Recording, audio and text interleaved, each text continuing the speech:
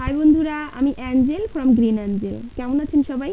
আশা করি সবাই ভালো আছেন। চলুন দেখে নেই সঠিক মানুষের হাত ধরেছেন কিনা বুঝে নেওয়ার সবচেয়ে সহজ উপায়।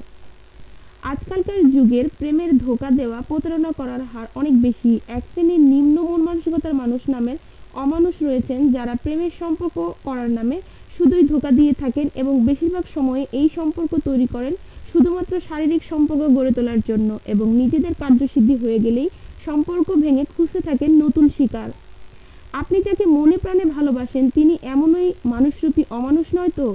সম্পর্কে সন্দেহ থাকা ভালো নয় ঠিকই, কিন্তু যে সন্দেহ আপনাকে অনাগত বিপদ থেকে রক্ষা করতে পারে সেটুকু সন্দেহ করা আপনার জন্যই ভালো। সতর্ক হওয়া ভালো। তাই নিজেকে কিছু প্রশ্ন করুন নিজের মনের মানুষটির সত্যতা যাচাই করে নেবার জন্য। প্রথমত, আপনি কি তাকে আসলেই ভালোভাবে চেনেন?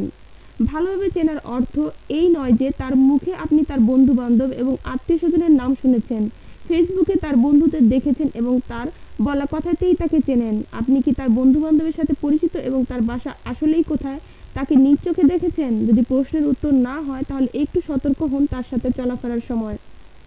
দ্বিতীয়ত, তার সাথে দীর্ঘ সময় কথা বলার অর্থই কি শারীরিক বিষয়ে সম্পর্কে কথা বলা?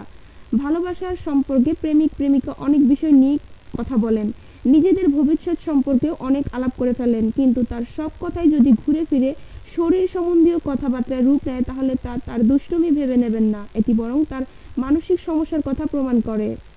তৃতীয়ত, অনেক অল্প সময়ে কি তিনি অনেক বেশি ক্লোজ হতে চান? আপনারা যখন একসাথে ঘুরতে যান বা ডেট করেন তখন অনেক আবেগ কাজ করে। পছন্দের মানুষটি সামনে থাকলে এটি খুবই স্বাভাবিক, কিন্তু প্রত্যেকটি জিনিসের সময় রয়েছে। আপনাদের একবার দেখা হওয়ার পরেই যদি তিনি অতিরিক্ত কাছে ঘেঁষতে চান তাহলে সতর্ক হয়ে যান।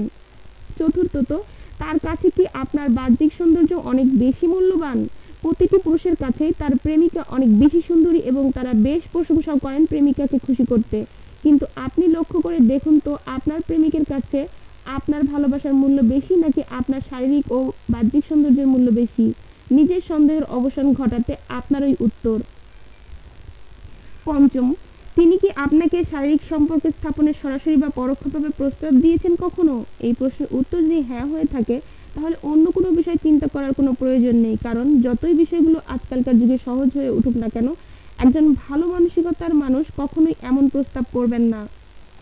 বন্ধুরা, এটুকুই ছিল আমাদের আয়োজন। আমাদের এই আয়োজন ভালো লাগলে অবশ্যই লাইক দিয়ে আমাদেরকে উৎসাহিত করবেন আর শেয়ার করে অপরকে দেখার সুযোগ করে দিবেন। আর বন্ধুরা, আমাদের চ্যানেলটি সাবস্ক্রাইব না করে থাকলে এখনই সাবস্ক্রাইব করে ফেলুন।